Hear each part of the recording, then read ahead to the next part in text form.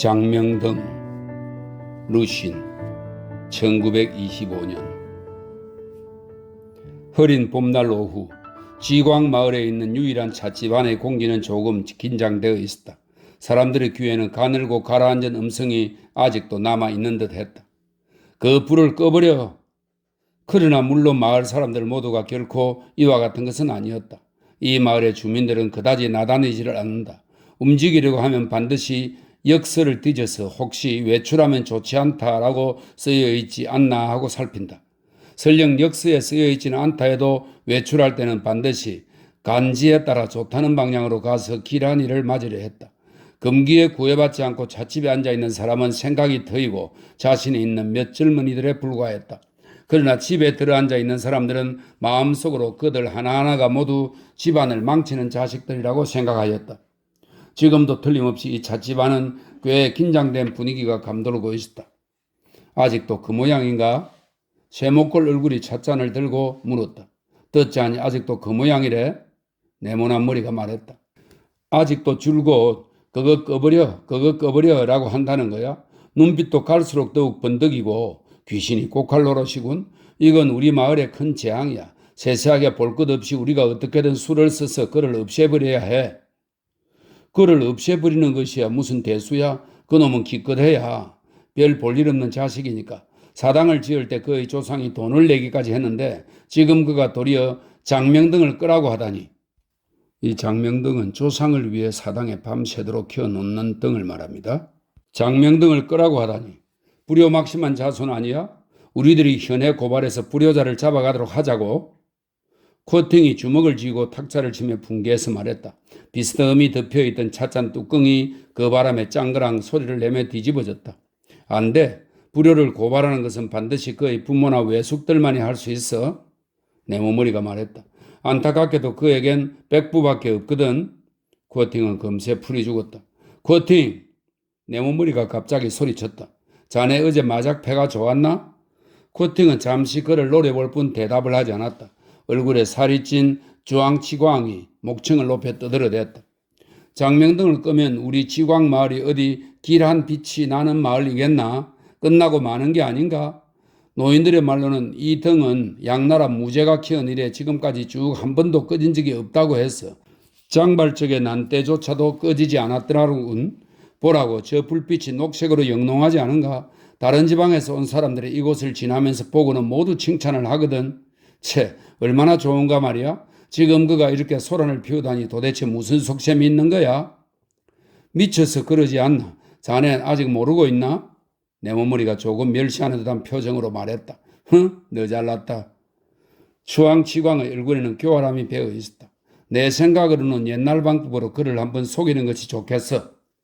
이 가게의 주인 겸 점원인 회의우 아줌마가 끼어들었다. 처음엔 옆에서 듣고만 있었는데 형체를 보아하니 이야기의 본론에서 멀어져 가자 서둘러 그 사이에 끼어들어 분쟁을 풀고 이야기를 본론으로 끌어올리는 것이었다. 옛날 방법이란 게 뭔데요? 주황치광이 이상하다는 듯 물었다. 그거 전에도 한번 미친 적이 있었지 않아? 지금과 똑같았어. 그때만 해도 그의 아버지가 아직 살아있을 때라 그를 속여서 고쳤었지? 어떻게 속였는데요? 내가 왜 몰랐지? 주황치광은 더욱 의아한 듯 물었다. 자네가 어떻게 알겠나? 그때만 해도 자네들은 아직 코올리게였어. 젖이나 먹고 똥이나 살 줄 알았지? 나는 그때만 해도 이렇지는 않았어. 그때 내 두 손은 정말이지 희고 윤기가 나는. 아주머니는 지금도 야들야들하고 윤기가 흐르는데 뭘? 네모머리가 말했다. 헛된 소리. 회의유 아줌마는 눈을 흘기는 척하며 웃는 것이었다. 헛된 소리는 그만하고 우리 본론으로 돌아가자고. 그도 그때는 아직 어렸었지. 그의 아버지도 약간은 정신이 이상했었고 듣기로는 어느 날 그의 조부가 그를 데리고 사당에 가서는 토지신과 돌림병 장군 산문직이 어른께 참배를 시키려고 했더니 무서워하며 막무가내로 참배도 안 하고 달아났다는 거야. 그러고 나서부터 좀 이상해졌다는데 그 후로는 지금처럼 사람만 보면 정전의 장명등을 꺼버리자고 이야기했다는 거야. 등을 끄면 다시는 메뚜기의 피해나 질병의 고통이 없을 것이라면서 참으로 천하의 제일 큰 일처럼 말했다는 거야. 아마도 그거 몸에 악귀가 붙어 있어서 바른신을 무서워했을 거야. 만일 우리들이라면 토지신을 무섭다고 하겠어? 자네들 차가 식지 않았나? 뜨거운 물을 좀 더 붓지. 좋아. 그런데 그 후에 그가 혼자 들어가서 불을 끓이고 했다는 거야? 그의 아버지는 아들을 너무 사랑했기 때문에 그를 집에 가두려고 하지는 않았어. 그래서 나중에는 온 마을 사람들이 화가 나서 그의 아버지와 싸움까지 하지 않았겠어? 그러나 별 도리가 없었어. 다행히도 우리 집의 죽은 귀신이 아직 살아있을 때였지. 우리 집의 죽은 귀신은 일반적으로 마을의 평민층 여자들이 자기의 죽은 남편을 호칭하는 거라고 합니다. 다행히도 우리 집의 죽은 귀신이 아직 살아있을 때였지. 좋은 방법을 생각해낸 거야. 장명등을 두꺼운 소미불로 둘러싸서 아주 깜깜하게 해놓고는 그를 데리고 가 보여주면서 벌써 꺼버렸다고 했다는 거야. 히히, 그 정말 생각 한번 잘했는데요. 세목골 얼굴이 숨을 내쉬면서 지극히 감복했다는 표정으로 말했다. 그런 일을 꾸밀 필요가 뭐 있어? 코팅은 화를 내며 말했다. 그런 놈은 때려 죽이면 그만이야. 어떻게 그럴 수가? 그녀는 놀라면서 그를 쳐다보고는 서둘러 손을 저으며 말했다. 그건 안 돼. 그의 조부는 관인을 잡아보았던 사람이지 않아? 관인을 잡아보았던 사람은 실제 직무를 행했던 관리를 가리키는 말이라고 합니다. 관인을 잡아보았던 사람이지 않아? 코팅은 즉각 상대의 얼굴만 쳐다보면서 죽은 귀신의 묘법 이외에는 사실 다른 방법이 없을 것이라고 생각했다. 그 후론 이내 나왔어.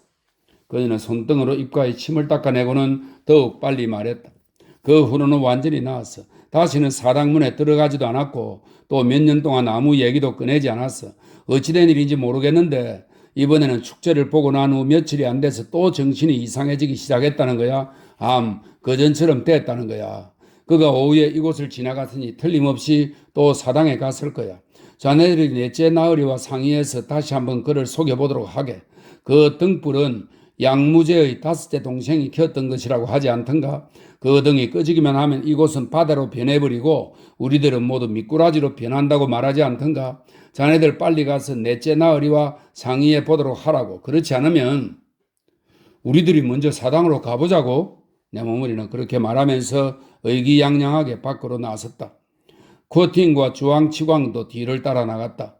세목골 얼굴이 제일 늦게 나가면서 입구에 서서 뒤를 돌아보며 말했다.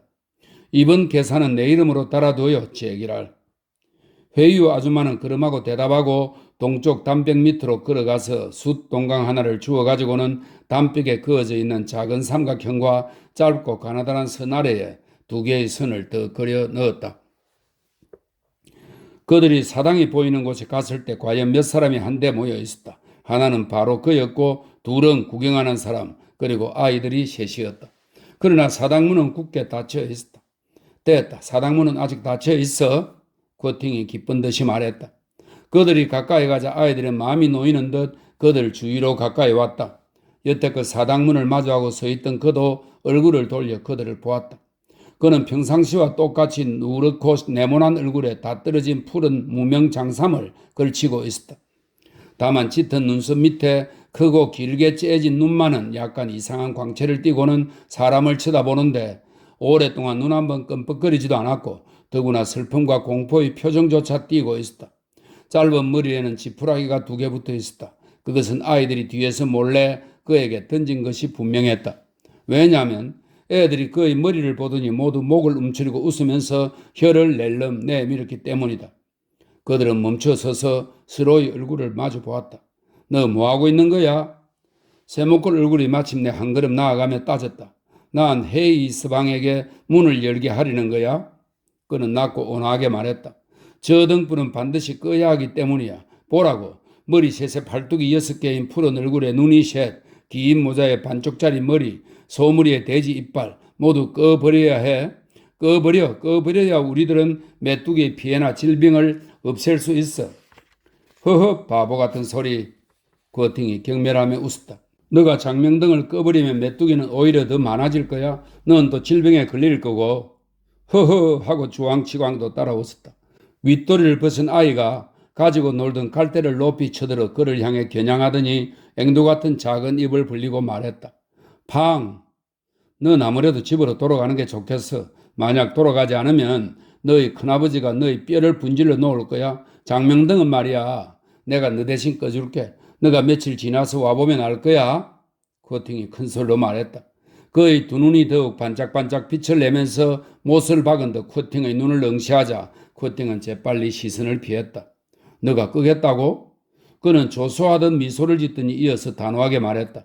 안 되지. 너희들은 필요 없어. 내가 끄겠어. 지금 당장.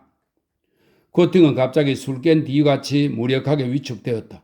그러자 네모머리가 앞으로 나서서 천천히 말하기 시작했다. 넌 한동안은 사리 판단이 좀 되더니 이번에는 어떻게 된 게 아주 멍청해졌구나. 내가 가르쳐주면 너도 똑똑히 알아들을 수 있을 거야. 불을 끈다고 해도 그런 것들은 그대로 있지 않겠어? 그런 바보 같은 생각은 하지 말고 그대로 돌아가라고. 가서 잠이나 자라고. 나도 알고 있어. 불을 끈다 해도 그대로 있다는 것을. 그는 갑자기 어멈하게 웃는 모습을 보이더니 곧 웃음을 거두고 침착하게 말했다. 그러나 나는 이렇게 할 수밖에 없어. 내가 먼저 그렇게 하는 것이 쉽단 말이야. 나는 불을 끄겠어. 혼자서 끄겠다고? 그는 말하면서 몸을 돌려 힘껏 사당문을 밀었다. 이봐, 코팅이 화를 냈다. 넌 이곳 사람이 아니냐? 넌 꼭 우리 모두를 미꾸라지로 만들어야겠어? 돌아가. 넌 문을 열 수 없어. 문을 열 방법이 없다고. 그리고 불도 끄지 못해. 역시 돌아가는 게 좋을 거야. 난 돌아가지 않겠어. 난 그 불을 끄고야 말 테야. 안 돼. 넌 문을 열 수도 없어. 넌 열 수 없어. 그렇다면 다른 방법을 쓰겠어. 그는 얼굴을 돌려 그들을 헐깃 보고는 침착하게 말했다. 다른 방법이란 게 뭐야? 말해보라고. 말해봐. 다른 방법이란 게 뭔지. 불을 지르겠어. 뭐라고? 코팅은 자기가 잘못 들은 게 아닌가 의심했다. 불을 지르겠어. 침묵은 맑은 종소리처럼 긴 여운을 끌었다. 마치 주위의 살아있는 생물들이 모두 그 안에 응결되는 것 같았다. 그러나 얼마 후 몇 사람이 머리를 맞대고 귀에 말을 하더니 이내 모두 헤어졌다. 두 서너 사람은 조금 떨어진 곳에 서 있었다. 사당 뒷문 담장 밖에서 주왕치광이 외치는 소리가 들렸다. 이봐 헤이스방 큰일 났어. 사당문을 꼭 잠그라고. 헤이스방 자네 들리나? 단단히 잠그라고. 우리들이 가서 대책을 생각해 가지고 곧 올게. 그러나 그는 마치 다른 일은 마음에 없는 듯 다만 핏발선 눈을 번뜩이면서 땅에서 공중에서 그리고 사람에게서 마치 불씨라도 찾는 것처럼 신속하게 국리를 거듭하고 있었다. 네모머리와 큐팅이 몇 집의 대문을 배틀의 북처럼 한바탕 들락날락하자 지광 마을 전체가 삽시간에 술렁이기 시작했다. 많은 사람들의 귀와 마음에 불을 지르겠다는 무서운 소리가 꽉 찼다. 그러나 물론 아직도 집안 깊숙이 들어앉아 있는 몇몇 사람들의 귀와 마음에는 그런 말이 들릴 리 만무했다. 하지만 온 마을의 공기는 긴장되었고 이 긴장을 느끼는 사람들은 매우 불안해했다. 마치 자신이 곧 미꾸라지로 변하고 천하가 이제부터 멸망하는 것 같았다. 그들은 물론 멸망하는 것은 지광마을 뿐이라는 것을 은연중에 알고 있으면서도 지광마을을 바로 천하로 여기고 있었던 것이다. 이 사건의 중심 인물들은 얼마 후 넷째 나으리의 대청에 모였다. 상좌에는 나이 많고 덕망이 있는 고라오아가 앉았다. 그의 얼굴은 이미 말라 비틀어진 귤처럼 주름이 잡혀 있었고 게다가 턱의 흰 수염을 금세 뽑아낼 것처럼 손으로 문지르고 있었다. 아침녘에 그는 수염에서 손을 떼고 천천히 말했다. 서쪽에 사는 중풍에 걸린 푸 영감네 아들이 그건 토지 수호신의 노여움을 샀기 때문이라고 말하더군. 이렇게 나가다가 앞으로 만의 하나라도 무슨 편치 못할 일이 일어나면 책임을 면하기 어려울 거고 댁에서는 그래 댁으로 찾아와서 귀찮게 굴 거라고 하더란 말일세. 그랬군요. 넷째 나으리는 윗입술에 가늘고 희끗희끗한 매기 수염을 꼬면서 여유있게 마치 대수롭지 않다는 듯이 말했다. 이렇게 된 건 그 애 아비의 읍보지요. 그가 살아있을 때 부처님을 안 믿었잖아요. 난 그때 그와 사이가 좋지 않아서 어떻게 해볼 수가 없었지요. 지금 나들은 뭘 어떻게 하라는 건가요? 내 생각에 꼭 한 가지, 그래 꼭 한 가지가 있어. 내일 그 애를 묶어가지고 성으로 데려가서 그 애를 그 성왕 묘당에 보내 하룻밤을 지내게 하면서 그 애한테 붙은 사악한 귀신을 쫓아버리게 하는 거야. 쿠틴과 네모머리는 온 마을을 수호했다는 공로로 쉽사리 구경할 수 없는 이 대청에 처음 들어왔을 뿐만 아니라 거라오와의 아랫자리, 넷째 나으리의 윗자리에 앉아 차까지 대접받고 있었다. 그들은 거라오와를 따라 응접실에 들어가 보고를 하고 난 후에는 차마 마셨고 다 마신 후에도 입을 열지 않았다. 그런데 이때 코팅이 갑자기 의견을 발표했다. 그 방법으로는 너무 늦습니다. 두 사람이 아직 감시를 하고 있지만 가장 중요한 것은 당장 어떻게 하느냐는 겁니다. 정말 불이라도 지른다면 고라오와는 깜짝 놀라더니 아래턱을 약간 떨고 있었다. 만약 정말 불을 지른다면 내 몸머리가 끼어들며 말했다. 그렇게 되면 코팅이 큰 소리로 말했다. 큰일입니다. 노란머리의 여자아이가 또 와서 차를 따랐다. 코팅은 더 이상 말을 하지 않고 바로 찻잔을 집어들어 마시더니 온몸을 한번 부르르 떨고는 찻잔을 내려놓았다. 그러고는 혀끝을 내밀어 윗입술을 핥은 다음 다시 찻잔을 들고 후후 불었다. 정말 성가신 놈이로군. 넷째 나으리가 손으로 탁자 위를 가볍게 두드렸다. 이런 자손은 정말 죽어 마땅한 놈이야. 에잇! 그래요. 정말 죽일 놈입니다. 코팅이 고개를 들었다. 작년에 랭그 마을에서 한 놈을 때려 죽였는데 이런 놈이었어요. 여럿이 단단히 약속을 하고 그러니까 같은 시각에 모두가 일제히 손을 대서 누가 제일 먼저 손을 댔는지 가릴 수 없게 한 거지요. 그 후엔 아무 일도 없었습니다. 그것과는 또 일이 달라. 내 머머리가 말했다. 이번 일은 그들이 지켜보고 있어. 빨리 방법을 생각해내야 해. 내 생각으로는 고라오아와 넷째 나으리가 숙연히 그 얼굴을 쳐다보았다. 제 생각으로는 차라리 당분간 그를 감금해 두는 것이 좋겠습니다. 그것도 나름대로 적당한 방법이군. 넷째 나으리가 가볍게 머리를 끄덕였다. 적당한 방법입니다. 코팅이 말했다. 그거야말로 확실히 적당한 방법이군. 고라오아가 말했다. 지금 그를 이 댁으로 끌고 오라고. 댁에서는 빨리 방 하나를 마련해 놓고 좌물쇠도 준비하시게. 방이라고요? 넷째 나으리가 얼굴을 위로 쳐들고 잠시 생각하더니 말했다. 집엔 그런 빈 방이 없는데요. 그리고 그가 언제 나을지도 알 수 없고. 그럼 그 애의 방을 쓰도록 하지. 고라오아가 말했다. 내 아들 류슈는 넷째 나으리가 갑자기 엄숙하게 그리고 슬프게 말했다. 목소리도 약간은 떨고 있었다. 가을에는 장가를 보내려고 하는데 보시다시피 그의 나이를 그렇게 먹었으면서도 미친 짓만 하고 가정을 꾸리고 사람 구실을 하려 들지 않아요. 내 아우도 생전에는 비록 분수에 맞게 성실히 살지는 않았지만 그렇다고 절대로 대를 끊을 수야 없지요. 물론 그렇죠. 세 사람이 이구동성으로 말했다. 류수은이 자식을 낳으면 내 생각에는 둘째 놈을 그 애한테 양자로 주려고 하는데 하지만 남의 자식을 공짜로 줄 수야 있나요? 그건 안 되지요. 세 사람이 이구동성으로 말했다. 이 낡아빠진 집과 나 아무 관계도 없어요. 류순도 안중에 없을 거고요. 그렇지만 자기가 낳은 자식을 그냥 남에게 준다면 어미된 입장에서는 그렇게 기분이 좋을 수야 없겠지요. 그렇고 말고요. 세 사람은 이구동성으로 말했다. 넷째 나으리가 입을 다물었다. 세 사람은 서로 얼굴을 마주 쳐다보고 있었다. 나는 매일 그의 병이 낫기를 바라고 있었어요. 그는 잠시 침묵이 흐른 다음에 비로소 천천히 말을 이었다. 그런데 아무리 해도 나아지지가 않더군. 나아지지 않는 게 아니라 그 자신이 나으려고 하지 않더란 말이에요. 어떻게 할 방법이 없더군. 그 사람이 말한 것처럼 과도두는 것이 사람들에게 피해도 주지 않고 또 그의 아비 망신도 덜 시키고 도리어 좋을지도 모르겠군요. 그래야 그의 아비한테도 떳떳할 테고.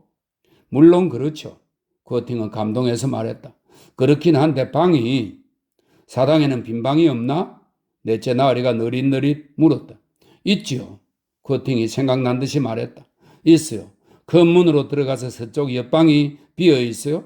조그만 네모창이 하나 있고 굵직한 창살이 끼워져 있어서 절대로 빠져나올 수가 없습니다. 아주 잘 됐는데요. 거라오아와 네모머리도 금방 기쁜 표정을 나타냈다. 코팅은 한숨을 내쉬고 입술을 뾰족이 내밀어 차를 마셨다. 황혼 무렵도 되기 전에 세상은 이미 조용해졌다. 어쩌면 모든 것이 완전히 잊혀졌는지도 모른다. 사람들의 얼굴에는 이미 긴장의 빛이 사라졌을 뿐만 아니라 조금 전까지의 희열의 흔적도 모두 사라졌다. 사당 앞은 사람들의 왕래가 물론 평상시보다 많았지만 그것도 얼마 안 가서 뜸해졌다. 다만 며칠 동안 사당문이 닫혀 있었기 때문에 아이들이 들어가 놀 수 없었다. 그래서인지 오늘 아이들이 뜰에서 유난히 재미있게 노는 것이 느껴졌다. 저녁밥을 먹은 후에도 아직 몇 명의 아이들이 사당 앞에서 뛰어놀며 수수께끼 놀이를 하기도 했다. 너 맞춰봐. 제일 큰 애가 말했다. 내가 다시 한번 말해줄게. 하얀 뜸배가 빨간 노를 저으며 맞은편 언덕까지 저어가고 잠시 쉬고 과자를 먹고는 희문의 한 구절을 노래하네. 그게 뭐니? 빨간 노를 젓는다는 거 말이야? 여자아이가 말했다. 내가 말해줄게. 그건 잠깐만. 머리에 버짐이 난 아이가 말했다. 내가 맞춰볼게. 연락선. 우통을 벗은 애도 말했다. 하하, 연락선이라고? 키가 제일 큰 애가 말했다. 연락선이 노를 젓고 연락선이 희문을 노래할 수 있어? 너희들 모두 틀렸어. 내가 하지. 잠깐만. 버짐난 아이가 또 말했다. 못 알아맞힐걸? 내가 말할게. 그건 거위야. 거위라고? 여자아이는 웃으면서 말했다. 빨간 노를 젓는다는 게 어째서 하얀 뜸배란 거야? 우통을 벗은 애가 물었다. 불을 지르겠어. 아이들은 모두 놀랐다. 이내 그를 생각해내고 일제히 서쪽 옆방을 주시했다. 그는 한쪽 손으로 나무 창살을 꽉 붙들고 또 한 손으로는 나무 껍질을 잡아 뜯고 있었는데 그 사이로 번쩍번쩍 빛을 바르는 두 눈이 보였다. 잠시 침묵하더니 머리에 버짐이 난 애가 갑자기 소리를 지르며 달아났다. 나머지 애들도 웃고 떠들어대면서 달아났다. 우통을 벗은 애는 갈대를 뒤로 휘두르면서 쌕쌕거리며 앵두같이 조그만 입술에서 맑고 경쾌한 소리를 냈다. 팡! 이후부터 완전히 조용해졌다. 어둠이 짙어지면서 녹색의 밝은 장명등은 한층 더 신정과 감시를 밝게 비추고 있을 뿐만 아니라 뜰과 나무 울타리 속의 어둠까지도 비추고 있었다. 아이들은 사당 밖으로 달려나와 멈춰서서 손을 잡고 천천히 자기의 집을 향해 걸어갔다. 모두가 웃으면서 입에서 나오는 대로 노래를 엮어 합창했다. 하얀 뜸배, 맞은편 언덕에서 잠시 쉬고 지금 곧 끈다. 내가 끈다. 희문의 한 구절을 노래하네. 불을 지른다. 하하하. 불. 과자를 조금 먹고는 희문의 한 구절을 노래하네.